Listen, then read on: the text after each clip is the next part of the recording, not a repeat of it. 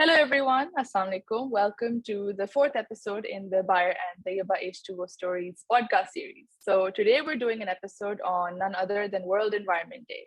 And the theme for this year is Only One Earth, which sort of centers around realizing the value of our very ultimate scarce resource, which is the planet Earth.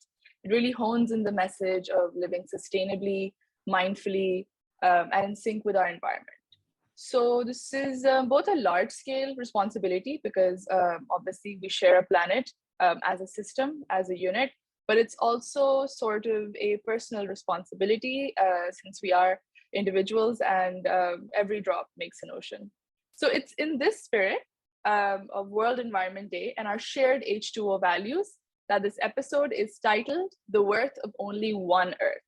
So we'll talk about the people who've realized this and the kind of work that they've been doing. But before doing any of that, I'd like to welcome Hafsa, who I've missed very dearly in the last episode. Hi, Hafsa, how have you been? Hi, Misha. Thank you. I've been good. How are you? I'm good. So Hafsa is our regular here on the podcast, but I think why don't you just give us a small introduction, Hafsa, for those of us tuning in for the first time? Sure. Thank you so much, Misha. So my name is Hafsa Zubair, and I look after communications and public affairs for Bayer in Pakistan.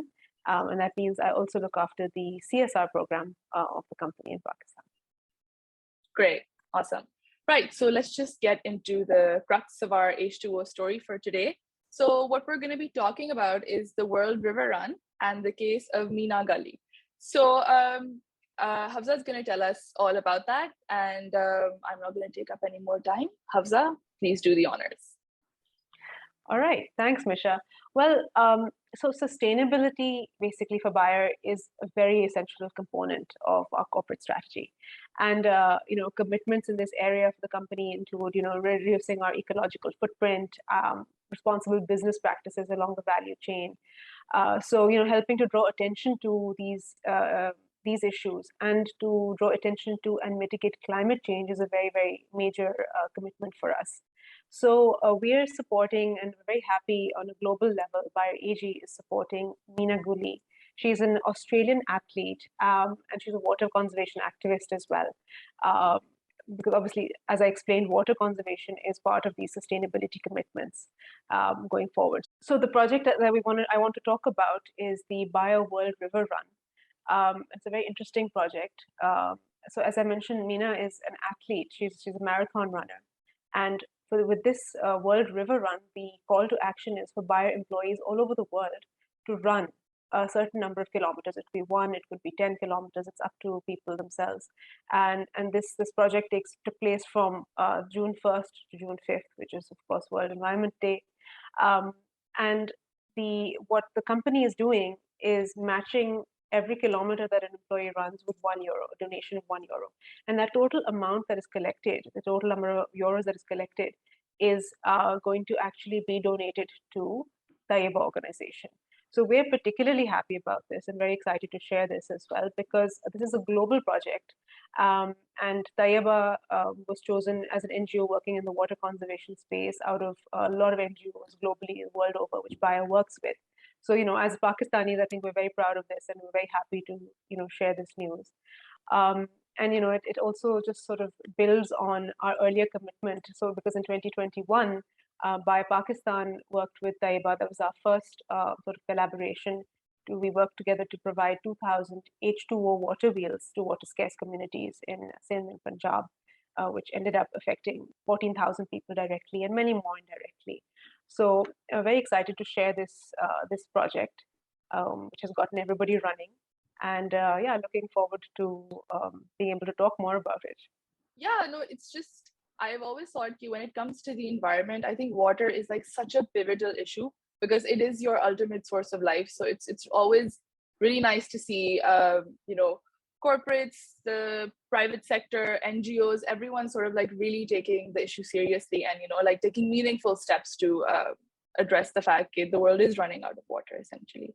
Right. So that was great. Thank you so much.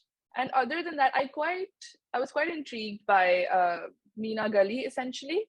I think she's a very fascinating person from what little you've told me about it. And honestly, like when it comes to people who run marathons and athletes, like you just always assume that it's quite easy for them, and they've just been here and they've been doing this, and like you just take them at the face value that they currently have. I think I'd like to know a bit more about some of her personal motivations and her personal journey, and why she chose to raise awareness about something like this, why this particular issue, or really like what really motivates her to essentially be the change she wishes to see. So maybe you could tell me a little bit more about that journey. I think it's quite inspiring to hear people's individual stories like that. No, absolutely. You're very right. Mina's story is a very interesting one. I haven't, of course, had the pleasure of meeting her myself or anything either, but I was also looking up and reading up about her. And yeah, like we're talking about her being a marathon runner, and it's very easy to categorize somebody as an athlete. But I read that she actually has a really interesting story. She was apparently, in her own words, she was apparently never very sporty growing up. But then it took, she apparently hurt her back really badly in an accident, and she was told by doctors that she wouldn't be able to run again. So apparently Oh, that, okay. yes, exactly. And apparently that seemed to spark something in her. And so instead of giving in to that, she took up a challenge and she said, okay, I'm going to prove them wrong. And obviously somebody with tremendous willpower and determination, because she started out by swimming and biking, and then eventually she did move on to running after all. So that's pretty inspirational in and of itself. And then also it's interesting to know that Mina is actually a lawyer by profession. But gradually as her career moved along, she was brought into the arena of climate change, and then gradually she became more and more interested and passionate about the topic of water scarcity. And she went on to found a non-profit called Thirst in March 2012. And then from there, I think she went on to actually start this running campaign of hers, ultra running campaign for awareness on the water crisis. So I believe in March 2016 is when she finished running 40 marathons across 7 deserts on 7 continents in 7 weeks. So that's a lot of, Wow. yeah, If that's that pretty doesn't sound incredible. like an athlete, I don't know what does. Exactly. It's quite incredible. I believe it was the first time in the world that had been done. And of course, she got a lot of acclaim, and she's gone from strength to strength since then. She's been meeting world leaders, she's worked with corporates, with other organizations, and she's still running.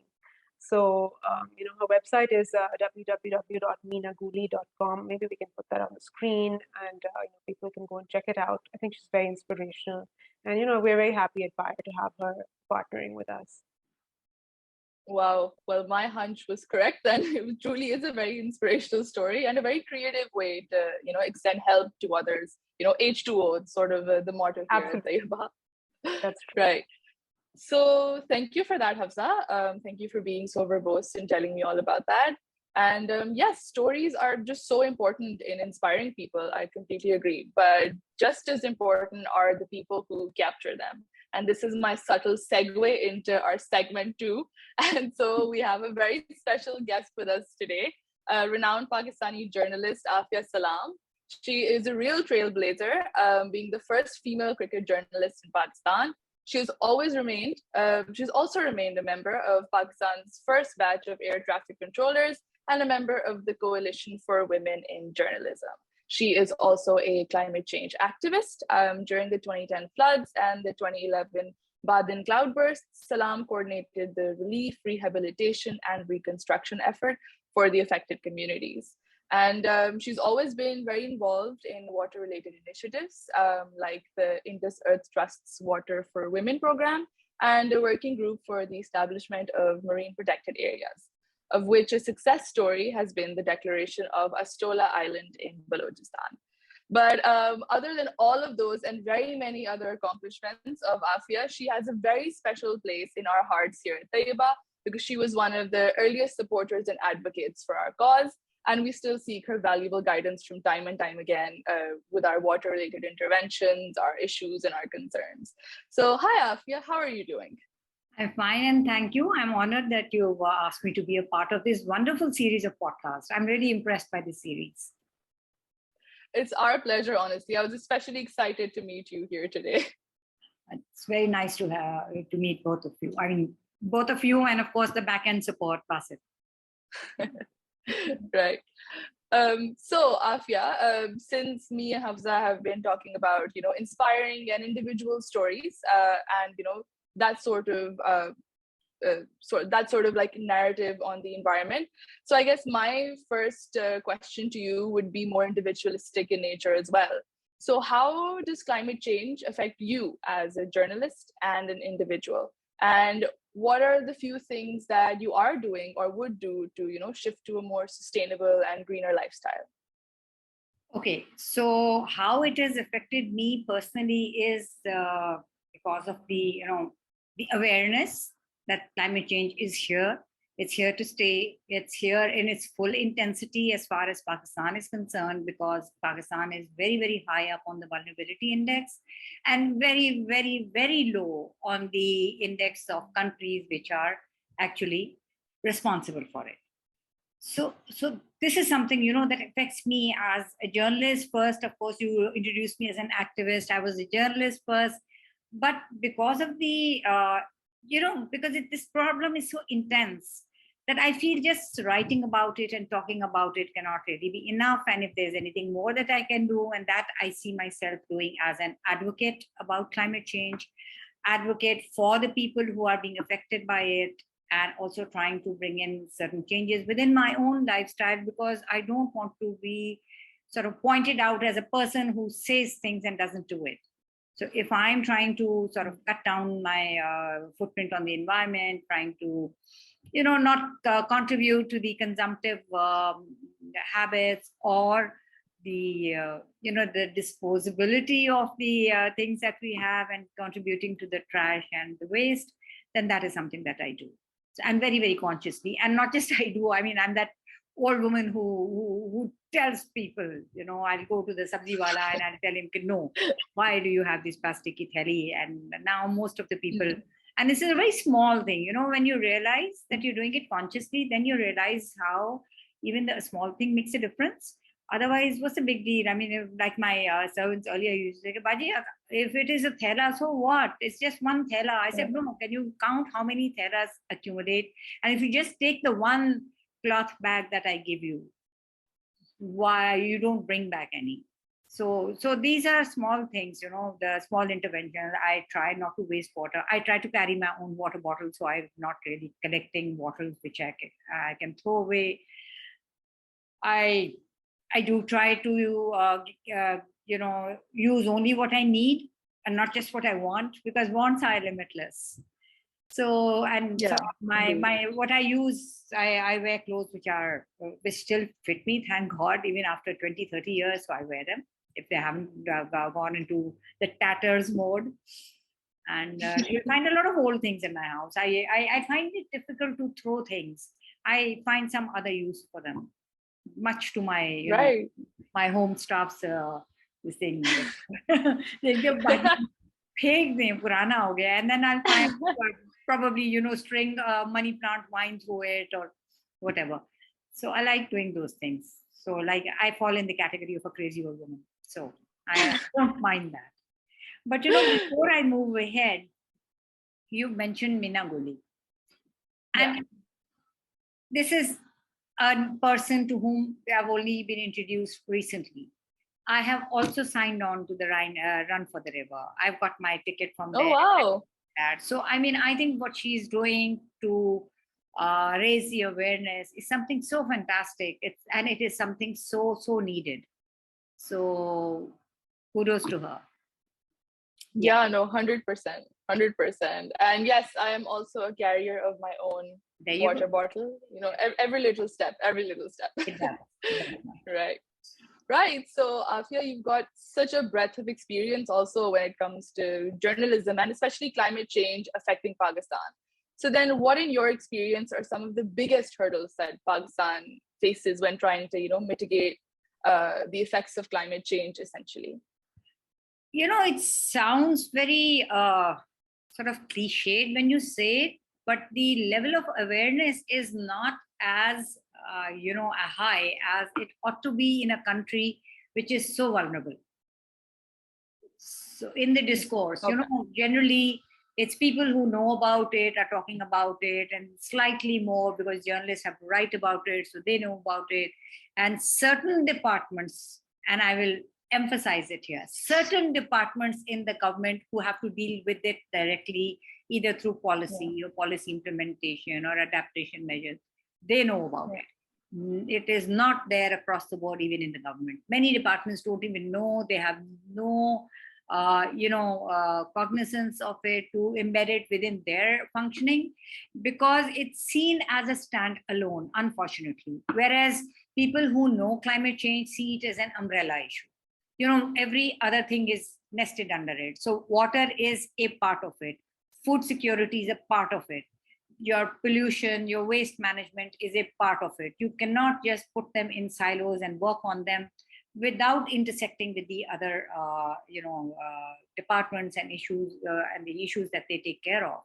And unfortunately, I see there a very, very slow movement on that, very slow. And that is why we are not really seeing, the acceleration of the adaptive measures that need to be taken, because we are in the midst of it already. Right, of course. Yeah. And I guess the other question that I would ask you is, what role do you think that journalism specifically plays in tackling climate change, or what role it can play? What's the potential here? Well, the thing that I just pointed out to you as a lack of something is what journalism can sort of fill in that gap, because you need to tell people about it. And by people, I don't mean only the policymakers, the people at the ground who are facing the brunt of it. They also need to know about it. So who tells them? The media, journalism, your means of communications. That's how you tell people about the impacts and what measures they can do to safeguard themselves and their families. So journalism has a very big role, and also in this current day and age of access to information, global information, journalism not just has a role, it has an added responsibility to be able to capture those insights from think tanks and policy making bodies and global institutions, and sift through them, analyze them, and make there needs to be a lot of analytical journalism, not just reportage, but analysis, to be able to, and not just analysis in jargons, but in a very simple to understand language, because we do tend to get trapped into jargon when we are going through these big reports. And then we translate those we transmit those almost in the same manner. But what's needed is to see, you identify the audience, and by the audience, journalism, needs to also find its different audiences. Somehow we also become very, very tunnel vision. So there is an audience amongst the children. There used to be journalism for children as well. There used to be children's periodicals, children's books, even comic books, etc. So I'm glad to see that is happening. That is happening. It needs to be scaled up. So all the good measures that are happening actually need to be scaled up. Right, of course. No, I think eventually you're right. Like, it does come down to more people knowing and caring about it. Not just knowing, caring about it. I think there's a percentage of people that are very aware of the issue, but then they choose to be neglectful because, again, there's not a lot of coverage. You don't really hear that much about climate change until the heat wave comes around, and then you've got a lot of articles and everything coming around. It's a state of emergency, but what happens for the rest of the year? Or with smog, like it's just one or two of our environmental crisis issues, and then this comes up. Otherwise, it takes a back foot. I think you're completely right in pointing that out. I totally agree with what you're saying, that this is we are actually into a reactive mode. Something happens, and then we start writing about it, start talking about it, and then everybody is doing just that. And there's this sort of it's not standing out from the white noise. And after a while, then you become desensitized to it. So these are we should be talking about the heat wave in the winter months. That what will happen? How do we prepare? What are the measures that we need to take? And we should be talking about the winter fog that hits Punjab in the winters, and we should be starting preparation for it in the summer months. So you're absolutely right that we are very reactive. You're very reactive. Absolutely, absolutely. So a lot of proactivity is being prescribed here actually to our audiences and to ourselves. And yeah, so before we sort of close out, I always have our guests give us a few words of wisdom or something positive, something to take away from the episode. So Afia, why don't you leave us with a message on World Environment Day? Okay, the World Environment Day has a very good message itself this time because it has also not broken things down into pieces. It's talking about the whole Earth, one Earth. So I think that itself is a very good message that we need to take a look at the bigger picture and not just one piece because it won't work. There is a reason why we say ecosystem or the cycle. It's because it is just that. It's not linear. It's not linear. Every single thing is connected to the other. And I think if we keep that in mind, maybe our way of thinking and our way of doing things will change. So I would urge everybody to pay attention to the themes that are chosen because they have a lot of thought going behind them. So right, of course. No, thank you so much. So Hafsa, why don't you leave us with your own personal closing message on World Environment Day before we sign us off? Sure. No, thank you. And thanks for this really interesting episode. Well, I suppose I just wanted to echo what Afia said, that this year's World Environment Day theme, the worth of only one Earth, is really one that should resonate with all of us, because that is exactly it. We have only one planet, and yes, resources are running out fast. So we have to do whatever we can, and every little bit counts. So, on a personal level, on industry-wide level, nationally, globally, all action and awareness is needed. And that is what Bayer is also trying to achieve with its sustainability commitments and with the Bayer World River Run. So I hope we can keep building on that. And, Bayer looks forward, of course, to supporting Tayyiba for the second year running in a row, and extending access to water for many more families and hopefully improving many more lives. And yeah, that's really it. Of course. No, thank you so much. Thank you. And thank you to everyone who tuned in. Please do share with your family and friends if you like the episode, and take care, everyone. Allah Hafiz.